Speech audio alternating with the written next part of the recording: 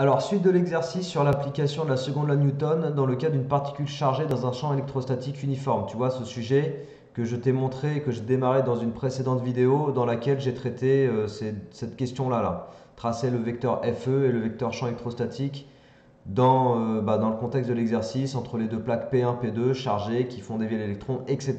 Mais je pense que tu as vu la vidéo. Donc, on démarre tout de suite sur l'application de la deuxième loi de Newton dans le but de retrouver les équations horaires du mouvement et l'équation de la trajectoire. Donc tu vois sur le sujet question 1,2 et question 1,3. Ok. Alors pour faire ça, je vais repartir du schéma. Voilà. Et puis on va reposer tout ce qui est système, référentiel, bilan des forces et puis conditions initiales. Moi je mets toujours ces trucs-là dès le début. Donc système. Le système c'est l'électron.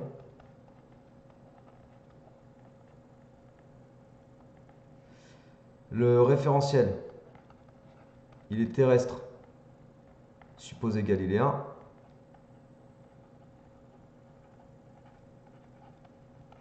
Ça, c'est dit dans l'énoncé, hein. Le lien du sujet est sous la vidéo en descriptif, donc n'hésite pas à le lire intégralement si tu veux être plus à l'aise pour regarder la vidéo. Bilan des forces. Pareil, dans le sujet, on te dit qu'il n'y a que la force électrostatique, FE, qui est égale, on l'avait dit dans l'autre vidéo, Q fois grand E. Ok, c'est la seule force extérieure. On va le marquer si tu veux. Égale, enfin, somme des forces extérieures, c'est FE quoi. C'est la seule force extérieure appliquée au système. Ok. Voilà, donc ensuite on dit quoi d'autre dans le sujet? On te dit que l'électron, il arrive entre les deux plaques au niveau du point O. Donc sa position initiale, c'est le point O. Ça veut dire que les conditions initiales sur la position, donc condition initiale, il va y avoir position et vitesse. Donc pour ce qui est de la position, ça te donne le vecteur OM0, le vecteur position initiale, qui a pour coordonnées x0 égale 0 et y0 égale 0. Ok, position initiale. Quant à la vitesse, tu vois le vecteur V0, il est horizontal. Tu vois, il est tracé en bleu ici, là. Donc vecteur horizontal, ça veut dire que sa coordonnée en Y, elle vaut 0. Sa composante suivant Y est nulle. Et sa composante suivant X, elle va être égale à V0, la valeur, tu vois. Et comme l'axe horizontal est fléché vers la droite, exactement dans le même sens que V0, en fait V0 est dans le sens positif de l'axe X, du coup c'est plus V0 ici. Il faut bien se poser les questions des signes quand tu es dans un repère et que tu étudies le mouvement dans un repère. Regarde bien l'orientation des axes. C'est vraiment super important. Ne part pas toujours du principe que c'est toujours fléché vers la droite et fléché vers le haut pour faire le sens positif. Tu vois, ça, il faut toujours le vérifier parce que c'est un choix arbitraire en fait, ce truc-là. Après, voilà, dans la logique, c'est vrai que ton électron, il va vers la droite, donc on flèche le sens positif vers la droite, mais c'est très très arbitraire. Donc, vérifie-le quoi qu'il en soit. Ok, donc condition initiale, position et vitesse, c'est fait. Descriptif du système, du référentiel, du bilan des forces, c'est fait. Donc je pense qu'on peut démarrer, on va appliquer la deuxième loi de Newton, c'est parti. J'ai envie d'écrire en jaune. Donc deuxième loi de Newton. Bon, si tu as déjà vu mes vidéos sur la deuxième loi de Newton, tu sais que j'aime bien partir vraiment de la loi de façon brutale, dériver de la quantité de mouvement par rapport au temps égale somme des forces extérieures, et qu'à partir de cette relation, je travaille à faire réapparaître les choses qui m'intéressent. Ah, il y a un truc que j'ai pas dit quand même. Il y a un truc que je veux rajouter. Attends. Il y a un truc que je veux rajouter ici. C'est méga important. Je vais même faire en gros comme ça. Donc dans la vidéo précédente, on avait établi que le vecteur E, il était comme ceci. Tu vois, orienté de P1 à P2. Donc ça veut dire que les coordonnées du vecteur E, on va l'écrire en gros aussi. Les coordonnées du vecteur E, le EX, il va être égal à quoi? Puisque ton vecteur, il est vertical, la composante suivant X, elle vaut 0. Et la composante suivant Y, donc là, tu as un vecteur qui est orienté purement vers le bas, donc ça veut dire que ça va être grand E. Et comme il est fléché vers le bas, orienté vers le bas, et que ton sens positif de l'axe Y, il est vers le haut, du coup, c'est moins moins E. Ok? Très important, on va en avoir besoin. Je m'étais arrêté où? Ouais, si, ici. Donc là, la dérivée de la quantité de mouvement, comment je fais pour travailler autour de ça? La quantité de mouvement, c'est m fois v, t'es d'accord? Donc du coup, ça te fait dériver de mv par rapport au temps. Égal, et la somme, la force extérieure, tu n'as que la force électrostatique, Fe. Ensuite, la masse est constante. Comme la masse est constante, je peux la sortir de la dérivée. Tu vois, plutôt que de dériver m fois v, je vais juste dériver v, c'est tout. Le facteur m, le coefficient m, lui, il sort de la dérivée parce que c'est une constante. Donc là, quand on dit ça, on fait des maths, quoi, tu vois.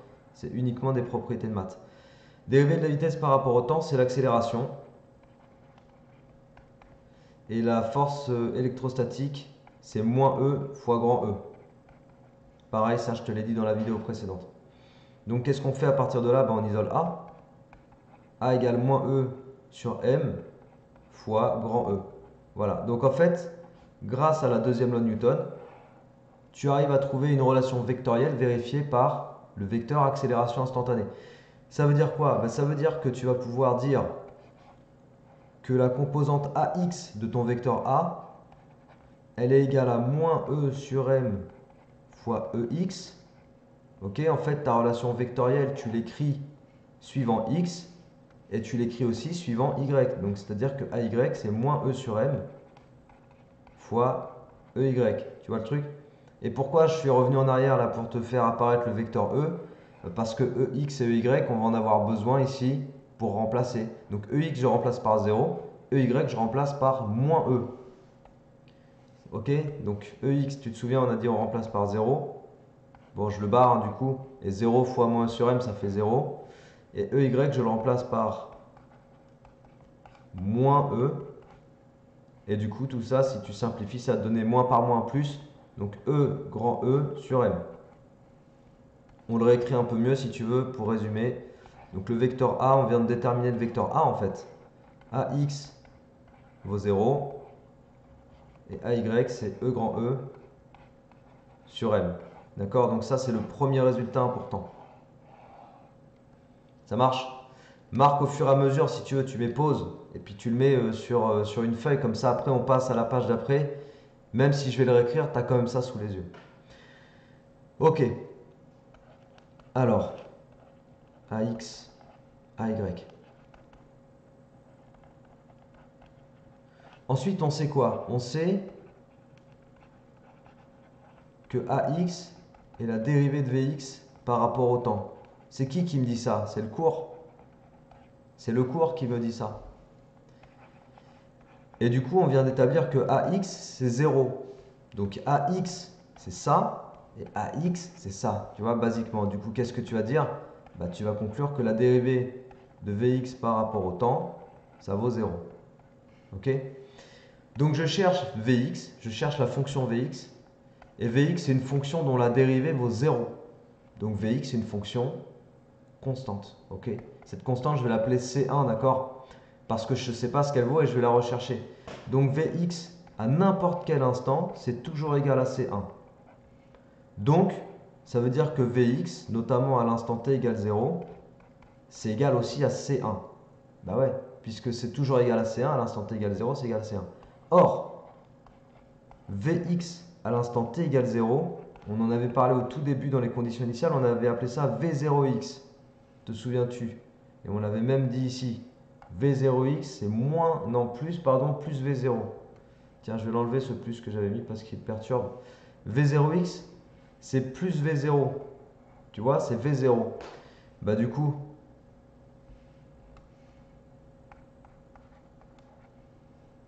si Vx à l'instant t égale 0, c'est V0. Et si c'est aussi C1, tu conclus naturellement que C1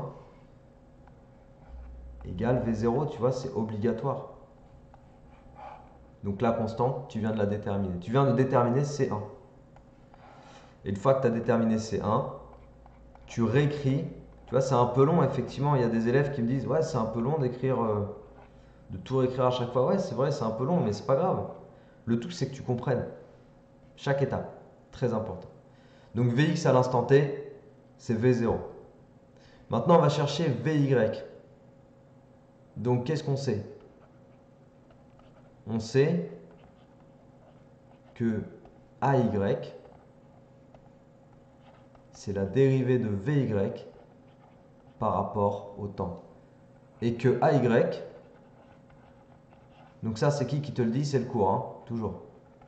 Et on sait aussi que AY c'est E grand E sur M. Ça par contre je ne l'ai pas inventé, je ne l'ai pas sorti d'un chapeau magique. On l'a déterminé ici. C'est ce que l'application de la deuxième loi de Newton m'a permis de déterminer. Okay, c'est le vecteur accélération que j'ai déterminé grâce à la dynamique et à la cinématique. Enfin, à l'application du PFD, quoi, de la deuxième loi de Newton. Donc AY, je le connais grâce à la deuxième loi de Newton. Tu vois? Et je sais aussi que c'est dérivé de Vy par rapport au temps. Ça, c'est grâce au cours. Du coup, qu'est-ce qu'on va conclure? Que la dérivée de Vy par rapport au temps, c'est E grand E sur M. C'est une constante. Tu vois, Vy, c'est une fonction dont la dérivée me donne une constante, me donne cette constante-là. Donc, qu'est-ce que je vais pouvoir dire de la fonction, justement, Vyt? C'est ça. En fait, Vyt, c'est cette fonction. Tu vois, si tu dérives cette fonction par rapport au temps, il va te rester E grand E sur M. Des fois, tu as du mal à le voir juste parce qu'il y a beaucoup de lettres. Mais si je te dis, ok, tu es en maths, oublie la physique, oublie la mécanique, et dérive-moi 2t-5 par rapport à t. Là, tu dis, bah ouais, ça fait 2. Après, je te fais, ok, dérive-moi moins 7,3t plus 8,4 par rapport à t. Tu dis, bah facile, moins 7,3. Tu vois, ça, tu sais le dire facilement. Mais là, c'est pas grave, il y a des lettres, mais ça fait rien. Dérive-moi E grand E sur M fois t plus C2, bah, c'est facile. E grand E sur M. Tu vois le truc? Tu vois le lien? Faut toujours chercher à faire des analogies simples pour retenir le principe, tu vois. Et une fois que tu retiens le principe, après, c'est beaucoup plus simple à appliquer. Donc ta fonction Vyt, elle est égale à ça, là. E grand E sur M plus C2. N'importe quelle constante C2. Mais je vais déterminer cette constante C2. Donc, pour déterminer C2, je vais aller exprimer Vy à l'instant t égale 0. En utilisant ma formule. Tu vois, je vais remplacer le temps là, je le remplace par 0. Ça te fait E grand E sur M fois 0 plus C2. Ça te fait donc C2. Bah oui, ça dégage.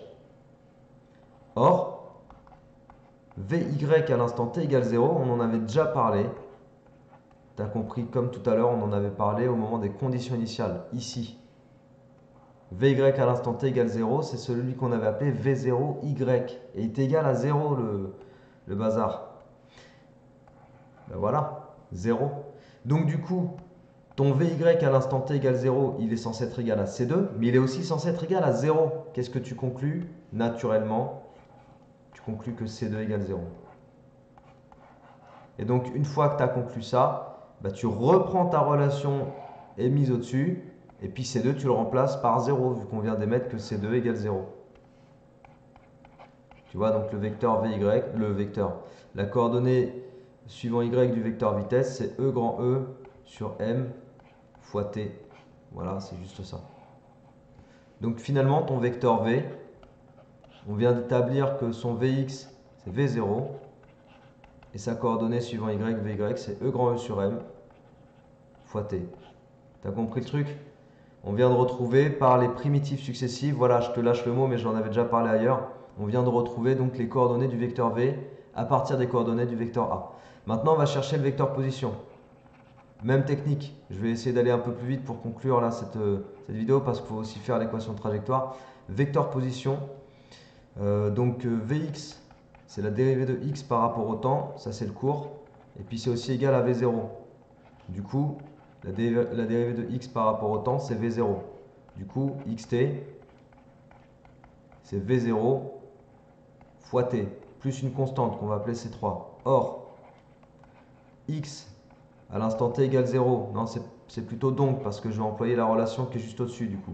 La relation que je viens de trouver, je l'utilise pour aller chercher x à l'instant t égale 0. Ça me fait V0 fois 0 plus C3. Ok, je remplace t par 0. D'accord? Donc ça te fait C3. Or, c'est là que j'utilise mon petit truc, x à l'instant t égale 0. Dans les conditions initiales, on l'avait appelé x0 et c'était égal à 0. Tu te souviens? C'était ici. Là. Donc, nécessairement, C3 égale 0.